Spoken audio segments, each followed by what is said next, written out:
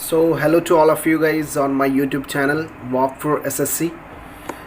तो आज मैं आपके लिए लेकर के आया हूँ एक छोटी सी वीडियो है जिसके अंदर मैं आपको चीज़ें बताने वाला हूँ कि अगर आप ऑनलाइन मॉक टेस्ट देते हैं या ऑफलाइन, तो इनमें से सबसे बेस्ट कौन सा मतलब मॉक टेस्ट या टेस्ट सीरीज़ होती है जो आपको यूज़ करनी होती है या आपको पेपर से पहले लगानी होती है। जैसे यहाँ मैंने एक लिखा हुआ है online versus offline test series कैसे देना होता है मॉक टेस्ट। क्लियर? तो अब देखिए इसके अंदर हमें करना क्या है, चीज़ें A to Z मैं यहाँ आपको अच्छे से बताने वाला हूँ।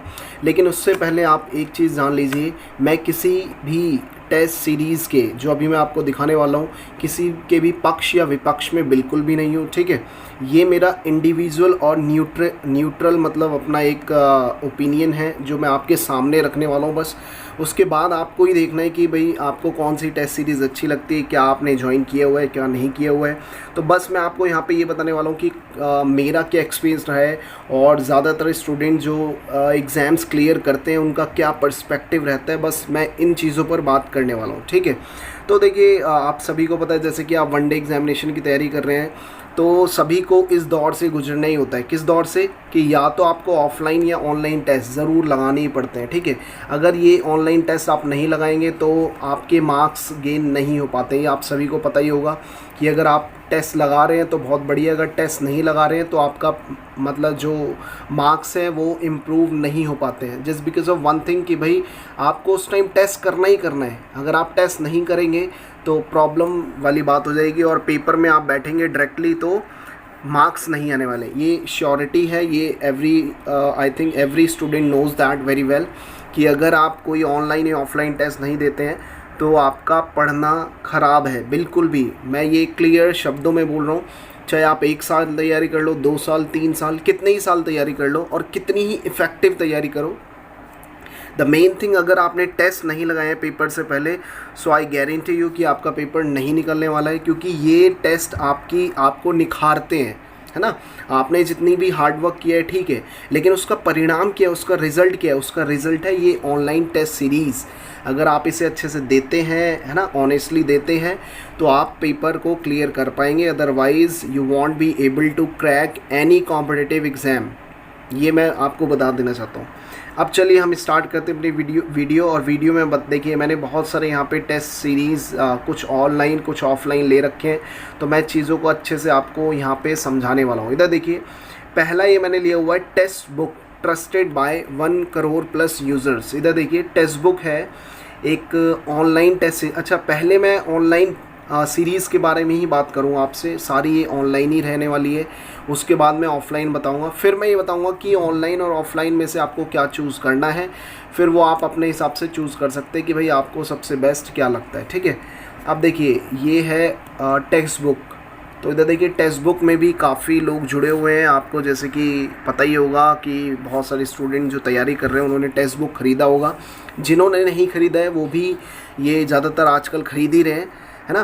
तो ये भी एक हो सकता है ऑप्शन अगर आप ऑनलाइन टेस्ट सीरीज़ लेने जा रहे हैं, ख़रीदने जा रहे हैं। अब देखिए वो ज़माना चला गया है कि अब आप अगर ऑफ़लाइन तैयारी कर रहे हैं, आप ऑफ़लाइन पेपर्स दे रहे हैं, ठीक है, वो भी उस चीज़ का भी मैं अभी आपको प्रॉफिट बताने वाला हूँ।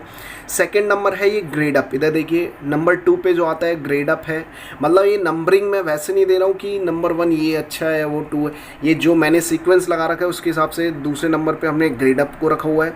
थर्ड नंबर पे हमने रखा हुआ है इधर देखिए ओलिव बोर्ड, है ना, ओलिव बोर्ड को रखा हुआ है, जो कि ये भी एक टेस्ट सीरीज़ बनाती है ऑनलाइन और आपको प्रोवाइड करती है एक अच्छा प्लेटफॉर्म। नेक्स्ट वन इज़ अड्डा 247 टेस्ट सीरीज़ के लिए जानी जाती है।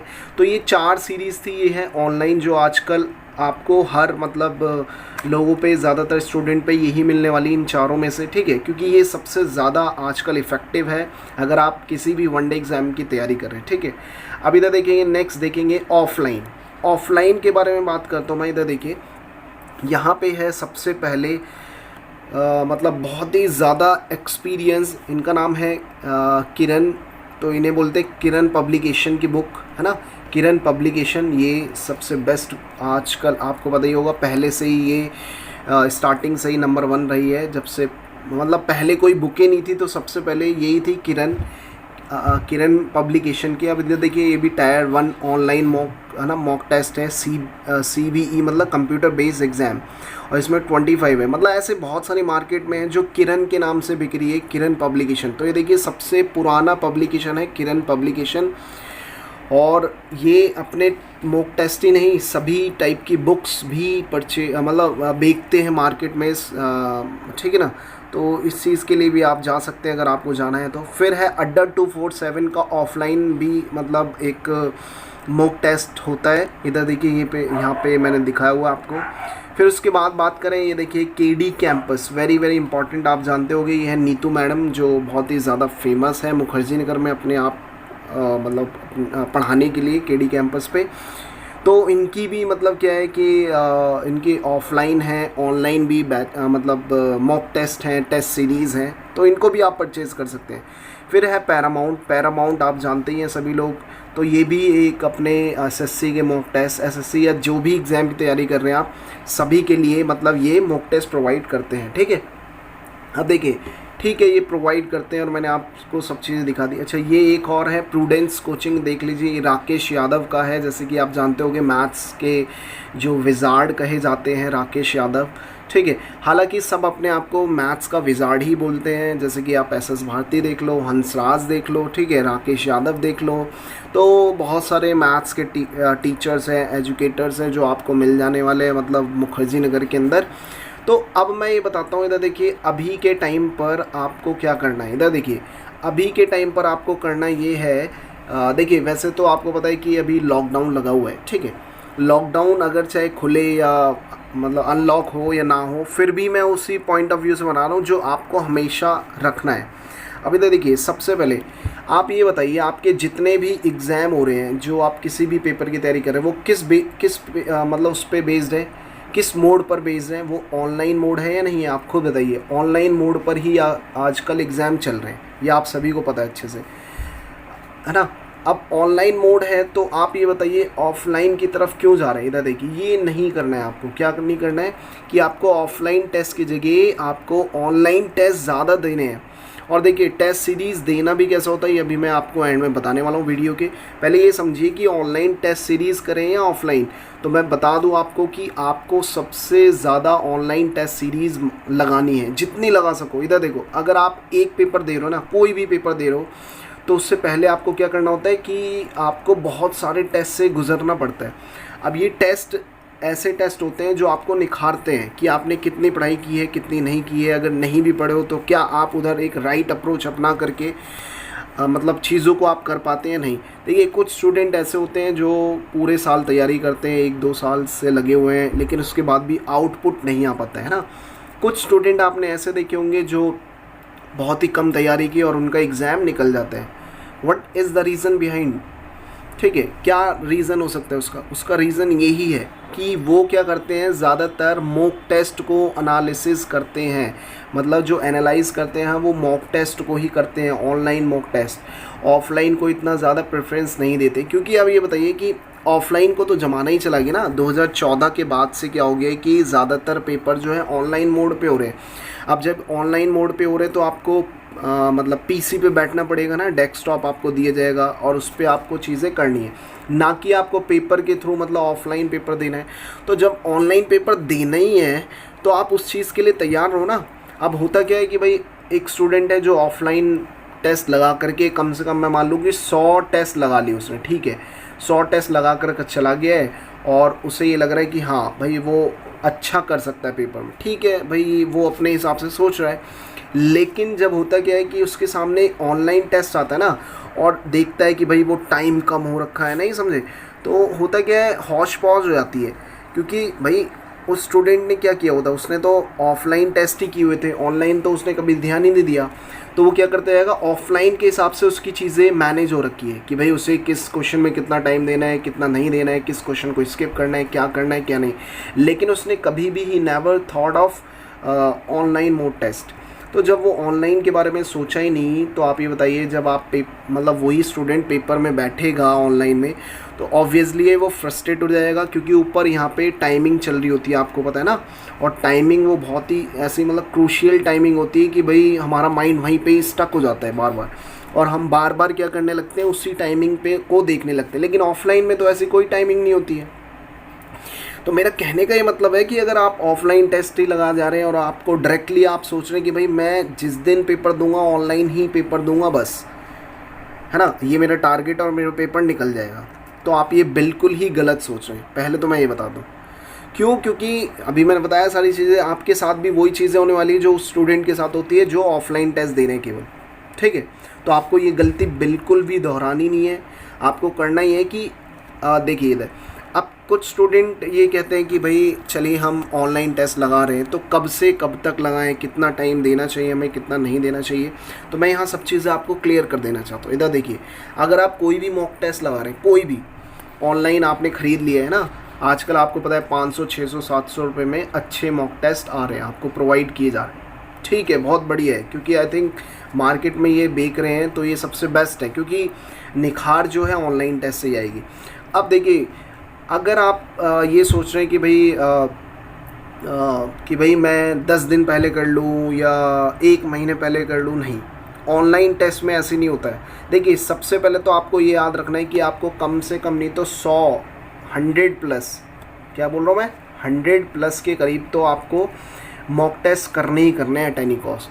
अब आप खुद सोचिए, क्या आप इसे 10 दिन में कर पाएंगे? नहीं। क्या आप इसे 1 महीने में कर पाएंगे? नहीं। क्या आप इसे 2 महीने में कर पाएंगे? नहीं। तो एक जो मतलब एक सटीक टाइमिंग होनी चाहिए, आई थिंक सो, कि भाई हमने भी एक्सपीरियंस किया, हमने भी पेपर दिए, हमने भी पेपर निकाले हैं 2015 2016, ठीक है। तब भी हमने ऑनलाइन टेस्ट सीरीज़ ख़रीद रखी थी। कुछ हमारे फ्रेंड्स हैं जिनकी जॉब लग चुकी है, उन्होंने भी पेपर क्रैक किया है, तो हम भी उनके साथ ही जुड़े रहते थे, क्लियर हुआ। अब हम क्या करते थे कि ऑनलाइन टेस्ट ही देते थे, क्योंकि ऑनलाइन टेस्ट का ज़माना था, ऑफलाइन से कुछ करना ही नहीं है।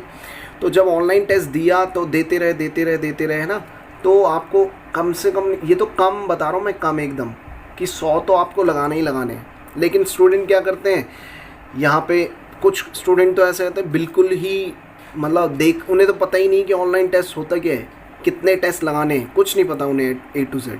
चलो, कुछ स्टूडेंट है जिन्हें पता है, वो 10 टेस्ट लगा लिए, बहुत ज़्यादा खुश हो गए, वो खुश हो गए बहुत ज़्यादा कि हमने आज ये मतलब 1 महीने के अंदर 10 टेस्ट लगा दिए, अब तो हमारा पेपर निकल ही जाना चाहिए। एंड एट दी एंड क्या होता है उनके साथ, they get failed in the examination just because of one reason, कि भाई उन्होंने लगातार प्रैक्टिस नहीं की है। अब इधर देखिए, सही चीज़ मैं बताने वाला हूँ यहाँ पे आपको, एक राइट अप्रोच, कि आपके पास देखिए, जैसे आपके पास पूरा 1 साल है, इधर देखिए, just wait for a while, जैसे आपके पास पूरा 1 साल बचा हुआ है ना, अभी आपका पेपर होने में 1 साल है, एक एग्जाम्पल मान लीजिए, अभी पूरा आपके पास 1 साल बचा हुआ है पेपर के लिए, ठीक है। आपको यहाँ से यहाँ तक जाना है, तो आपको करना क्या है, देखिए, आप यहाँ से यहाँ तक जो है ना प्रैक्टिस करते जा रहे हैं, बार बार प्रैक्टिस कर रहे हैं, चीज़ों को प्रैक्टिस कर रहे हैं, क्योंकि आपको बताया जाता है कि भाई जितना आप प्रैक्टिस करोगे उतना आपको मतलब चीज़ें बहुत अच्छे से आएगी। यहाँ से और यहाँ तक में आपका एग्ज़ाम हुआ है। अब यहाँ तक जब प्रैक्टिस कर लोगे ना, इधर देखिए, ये मैंने मान लिए पूरे 12 महीने हैं, 12 में से आप 9 महीने इसे मान लो, और फिर ये बचे 3 मंथ्स बस।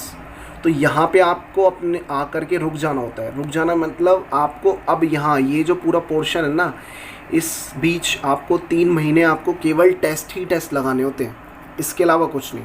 अगर आप टेस्ट नहीं लगाएंगे तो प्रॉब्लम आपको ही होने वाली, हमें नहीं होने वाली, क्योंकि मैंने अभी बताया कि भई अगर आप देखिए, होते गए कुछ स्टूडेंट ऐसे लग जाएंगे, इधर देखिए, पूरे 12 के 12 महीने क्या पढ़ते रहेंगे, ठीक है, प्रैक्टिस कर रहे हैं, ठीक है, कोई इशू नहीं है, आप प्रैक्टिस करो।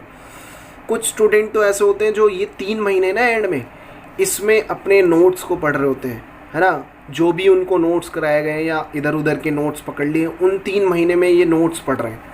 अरे भाई, आप ये बताओ, वनडे एग्ज़ाम की तैयारी कर रहे हो या कोई पूरे 1 साल में मतलब पेपर ही पेपर आते रहते हैं उस चीज़ की तैयारी कर रहे हैं? नहीं, आप एक ऐसे पेपर की तैयारी कर रहे हैं और उस पेपर में बैठे हुए हैं कि जहाँ पे आपको 1 घंटे के अंदर आपको पूरी चीज़ें अपने माइंड का जो आउटपुट है वो देना है। याद रखना, वेरी वेरी इंपॉर्टेंट, ये सब चीज़ें आपको क्या करना है कि पूरा 1 घंटे के अंदर बाहर निकालना है चीज़ें।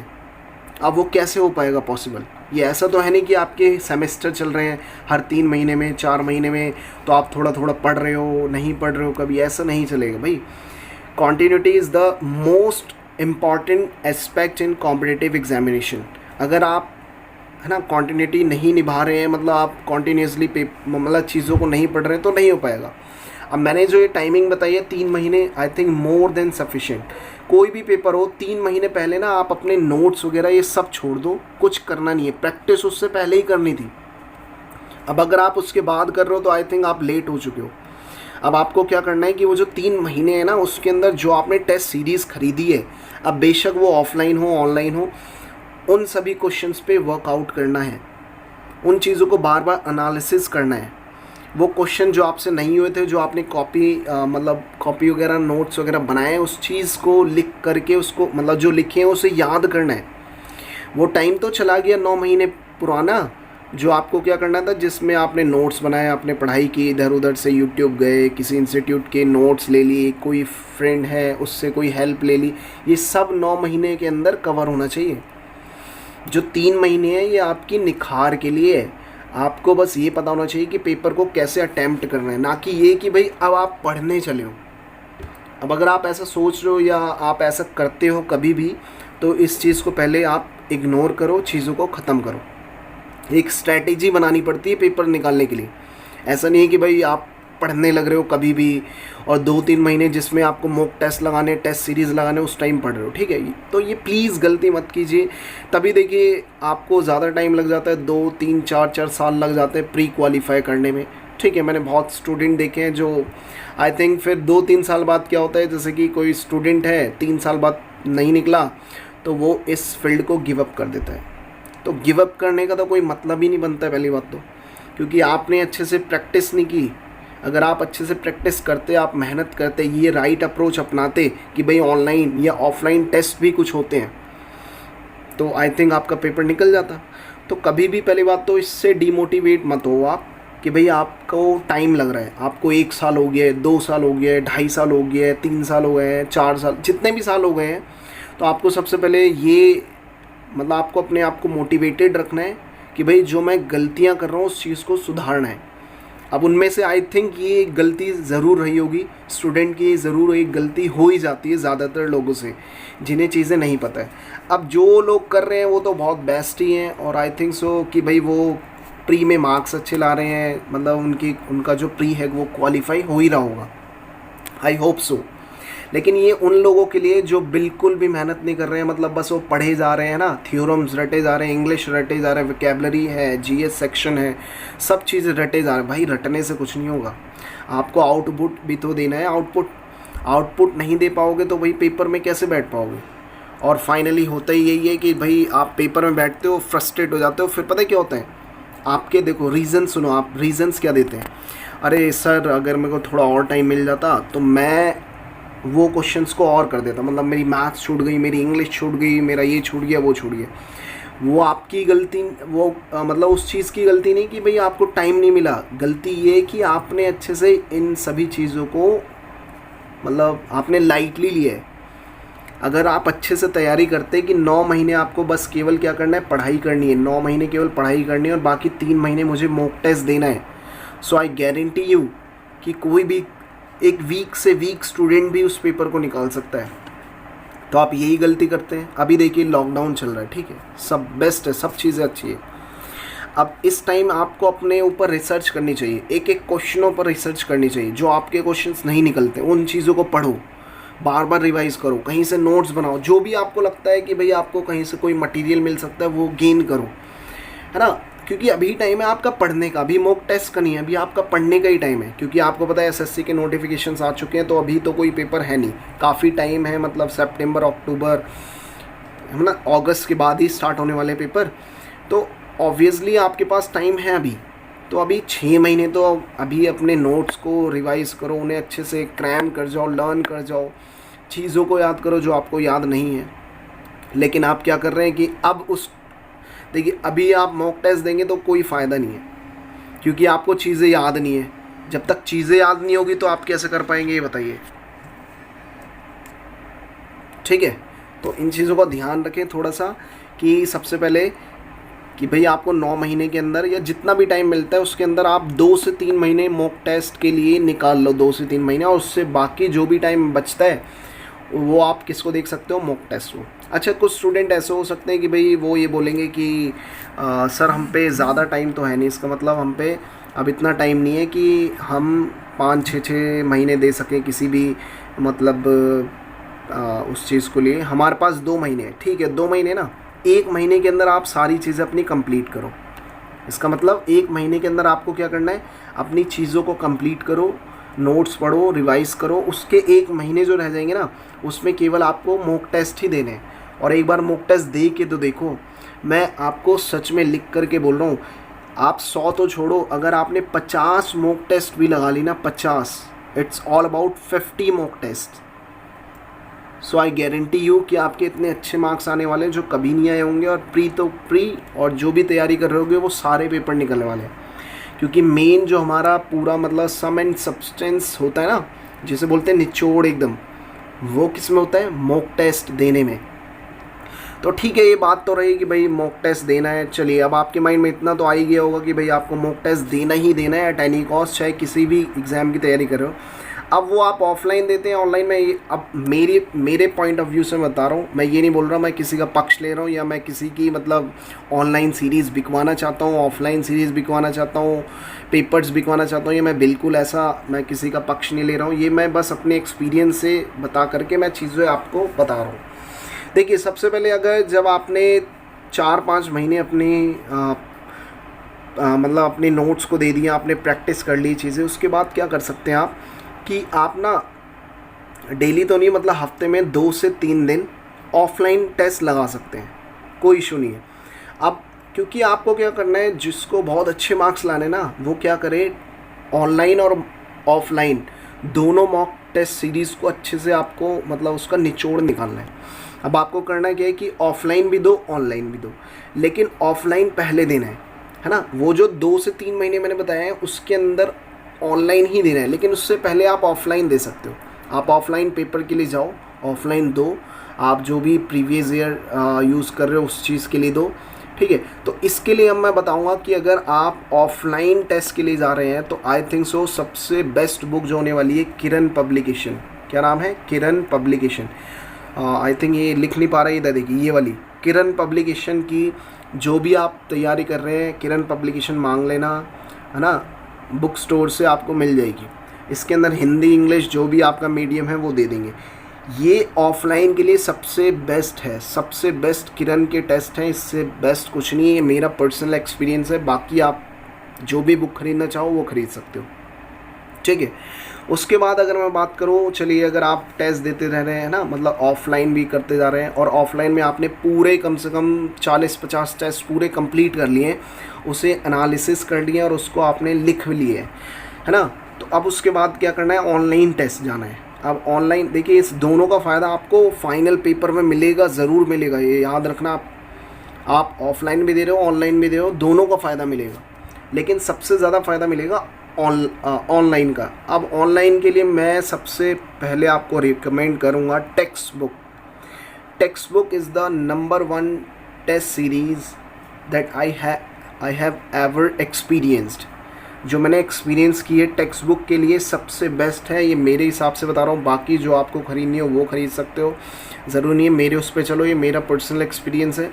तो उसके हिसाब से अगर आपको अच्छा लगता है तो आप टेक्स्ट बुक जाओ। देखो, करना क्या है, आप सिंपली एक चीज़ करो, ये सभी जितने भी ग्रेड अप है, टेक्स्ट बुक है, ओलिव है ना, ये ओलिव बोर्ड है, इन सब के आप ना डेमो दे सकते हो। आप गूगल करोगे ना इसे, तो आपको एक फ्री डेमो भी मिलती है। तो आप खुद जाओ, जज करो कि भाई आपको टाइमिंग पूरा सेम, देखिए सेम पैटर्न वही होता है जो आप पेपर दे रहे होते हैं ना, सेम 2 घंटे का टाइमिंग होगा या 1 घंटे का टाइमिंग हुआ, सेम जैसे वहाँ पे स्टार्ट करवाते हैं, है ना, कि भाई आगे आपको क्लिक करना है तभी आप आगे बढ़ पाएंगे। फिर चीज़ें आपको बताएंगे कि आपको कैसे टेस्ट देना है ना, आपको राइट कहाँ पे लगाना है, नेक्स्ट करना है, सब चीज़ें A to Z वैसे ही होगा।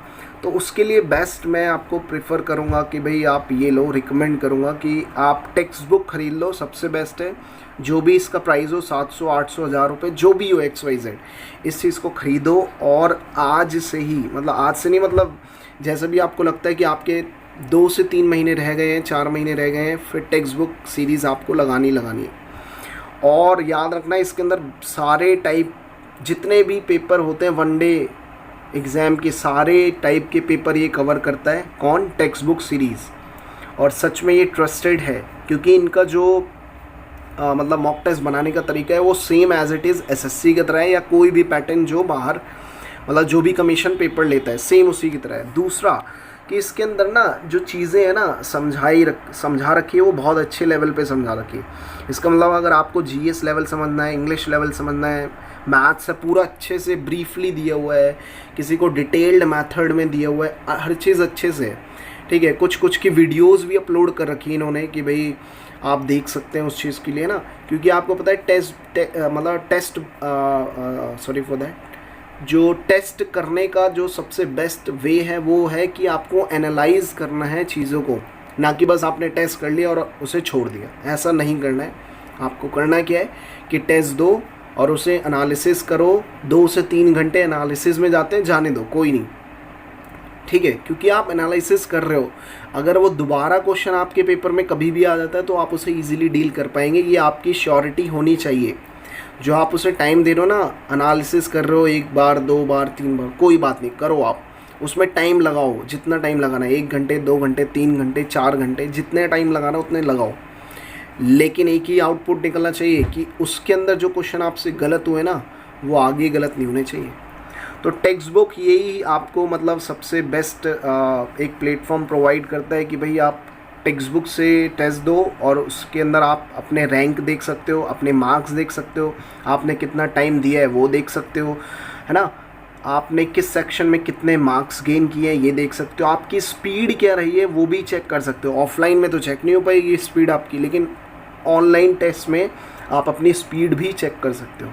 तो देखिए एक ही प्लेटफॉर्म पर इतने अच्छा, बाकी मैं इन सब चीज़ों के लिए इसलिए मना कर रहा हूँ, बाकी आप खरीद सकते हैं क्योंकि मुझे इतनी ज़्यादा खास लगी नहीं है जो कि मुझे टेस्ट है ना टेक्स्ट बुक पे लगी है कि भाई ये सबसे बेस्ट एक प्लेटफॉर्म है टेक्स्ट बुक जो कि आपकी मतलब आपकी जो तैयारी को और अच्छा और बेहतर बनाता है। ठीक है, तो अभी मैं आपको दिखाने वाला हूँ, अभी हम ले जाने वाले, बाकी देखिए और सब चीज़ें खरीद सकते हैं आप, ऑफलाइन ऑनलाइन जो भी आपको ख़रीदना हो तो वो खरीद सकते हैं। मैंने आपको क्लियरली बता दिया कि मैं किसी के फेवर में नहीं हूँ, ये मेरा पर्सनल एक्सपीरियंस है इसलिए बता रहा हूँ।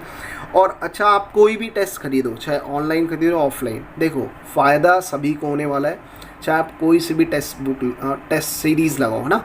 क्यों? इधर देखिए, क्योंकि देखिए सभी में ना सेम ही मटेरियल होता है, सभी वही प्रीवियस ईयर क्वेश्चन छाप के दे रहे होंगे, सभी उसका एनालिसिस दे रहे होंगे। ठीक है, लेकिन हाँ उनका एनालिसिस देने का तरीका अलग हो सकता है, बस ये है। तो वो कौन सा तरीका है जो आपको पसंद आएगा वो आपको चीज़ों को देखना है। ठीक है, तो मैं तो यही कहूँगा कि अगर आप ख़रीद रहे हैं तो आई थिंक टेक्स्ट बुक ख़रीद लो, सबसे बेस्ट है वो। आगे तक चलने दो, 1-2 साल चलने दो, आराम से प्रैक्टिस करो दबा करके, क्योंकि देखो जितनी प्रैक्टिस ज़्यादा ऑनलाइन करोगे उतने ही आपके मार्क्स बढ़ेंगे। ठीक है, और मैंने ऑफलाइन ऑनलाइन दोनों का बताया। हाँ, कुछ स्टूडेंट ऐसे होंगे कि भाई ऑफलाइन केवल ऑफलाइन करे जा रहे हैं, तो नहीं, ऑफलाइन से कोई फ़ायदा नहीं होने वाला है, क्योंकि मैंने बताया कि पेपर जब ऑनलाइन आएगा तो ऑफलाइन क्यों दे रहे हो भाई। जब ऑफलाइन आपको पेपर से गुजरना है तो ऑनलाइन का तो कोई ज़रूरत ही नहीं है। लेकिन हाँ, अगर आप ऑनलाइन भी दे रहे हो और ऑफलाइन दोनों, तो ये और भी ज़्यादा आपकी मतलब तैयारियों को बूस्टअप कर सकता है। ठीक है, तो देखते हैं कि अब मैं आपको ले जाने वाला हूँ। इस बीच होगा क्या, जैसे आप एनालिसिस कर रहे होगे, just wait for a while, फिर हम चलते हैं आगे, कि जब आप अपनी वीडियो अपने टेस्ट को एनालिसिस कर रहे होगे तो करना क्या है, कैसे करना है एनालिसिस। अब आपको ऐसा नहीं करना है कि आपने ये देखा ये क्वेश्चन मेरे से नहीं हो पाया है ना मैथ्स का, बस छोड़ दिया आपने, ऐसा नहीं करना। उसे एक एक क्वेश्चन को अपनी डायरी में लिखना है, कॉपी में एज अ नोट्स बनाने हैं, याद रखना। नोट्स के हिसाब से आपको बना करके चलना है। जैसे कि आपने इंग्लिश के नोट्स बनाए कुछ, अभी मैं आपको यहाँ पे कुछ पीडीएफ के थ्रू आपको कुछ क्वेश्चंस दिखाऊंगा जो कि मैं उस टाइम किया करता था जब मैं टेस्ट लगाया करता था। टेस्ट लगाने के बाद जो हमारी गलतियाँ होती थी, मिस्टेक्स होती थी जो ग्रुप के अंदर, तो हम अपनी एक कॉपी के अंदर लिखा करते थे। वो आपकी एक पर्सनल डायरी होनी चाहिए, नोट्स होने चाहिए, जिसके अंदर आप खुद अपनी चीज़ें लिखेंगे पर्सनली। वो नोट किसी को नहीं देना है आपको, क्योंकि वो आपकी पर्सनल नोट्स है। जब कभी भी पेपर आएगा आपको बार बार वही नोट्स पढ़ने हैं। ये बिल्कुल अलग नोट्स हैं, ये वो नोट्स हैं जो आपकी बारीकियों से जुड़े हुए हैं। ये बारीकी मतलब जो आपकी गलतियाँ हुई हैं उस चीज़ को निखारेंगे। और उससे ही बार बार रिवाइज़ कर दें, उसी को बार बार रिवाइज़ कर दें। और मैं अभी भी ये करता हूँ, अगर कोई मेरा एग्ज़ाम होता है या जो भी मैं बच्चों को बताता हूँ तो मैं यही बताता हूँ कि बस यही पढ़ते जाओ आप। चलिए देखिए, जैसे कि ये आप इस ऐप को फ़ोन में ही डाउनलोड कर सकते हो। ये रहा देखिए, जैसे कि मैं दिखा रहा हूँ आपको, ये रहा टेक्स्ट बुक हमने ऑन कर लिया है। अब इस पे मैं दिखाता हूँ, इधर देखिए, ये हैं टेस्ट, जितने भी आपने अभी तक टेस्ट दिए हैं उन चीज़ों के लिए हम यहाँ बात करने वाले हैं। योर ऑल अटेम्प्ट टेस्ट पे गए हम। अब देखिए इस चीज़ पे, जैसे मैंने एक प्रीवियस ईयर टेस्ट दिया था, वो भी मैंने आप लोगों के लिए दिया है ताकि आपको मैं दिखा सकूँ चीज़ों को। अब मैं इसे ओपन कर रहा हूँ, ठीक है। अब इसे ओपन करेंगे, देखिए कुछ इस तरह से ओपन होगा। ये मैंने इसलिए टेस्ट दिया था ताकि चीज़ें आपको मैं दिखा पाऊँ, क्योंकि मेरा कोई पर्सपेक्टिव है नहीं वैसे। अभी तो देखिए, जैसे कि यहाँ पे आपको सारी चीज़ें यहाँ डिटेल में आपको एनालिसिस करवाने वाला है टेक्स्ट बुक। अभी तो देखिए, यहाँ पे आपकी रैंक दी होगी, जैसे यहाँ कितने लोगों ने पेपर दिया है, ये देखिए यहाँ पे लिखा हुआ है अच्छे से।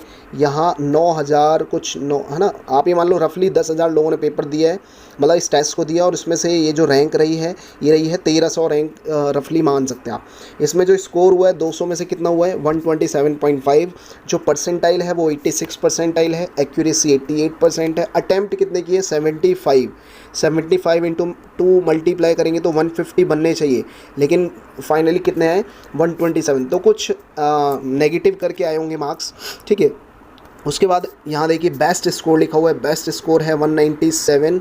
और जो एवरेज स्कोर है जो और बच्चे लेकर के आए हैं वो है 99.26। तो इधर देखिए, अब हम चलते हैं, ये था मतलब एनालिसिस पे था। अब हम चलते हैं, जैसे कि और नीचे जाएंगे तो देखिए सब कुछ लिखा हुआ दिखाएगा वो, ठीक है। ये मैंने रफली ऐसी टेस्ट दिया था, मैंने आपको पहले भी बताया।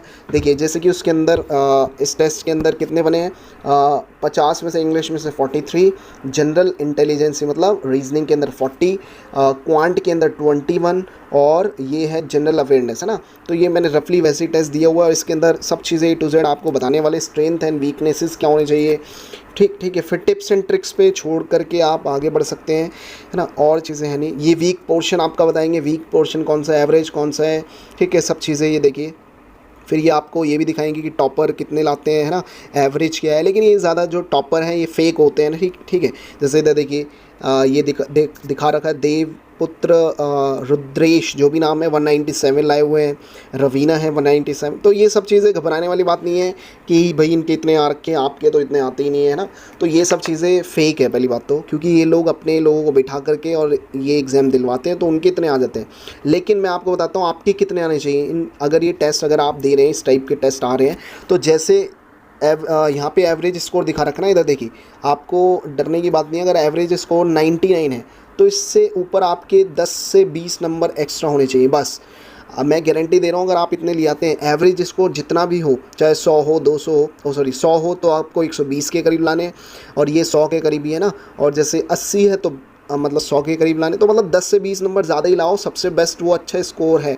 कोई घबराने वाली बात नहीं है, वहाँ आपका पेपर निकलेगा 100%।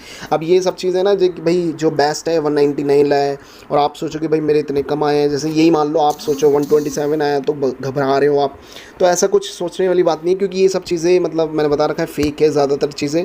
अगर आप इतने मतलब स्कोर कर रहे हो तो आई थिंक ये बेस्ट है। अब चलते हैं हम ये करेक्ट इनकरेक्ट। अब यहाँ से आप हिंदी इंग्लिश में भी इसे कर सकते हैं, हिंदी में कर सकते हैं, इंग्लिश में कर सकते हैं।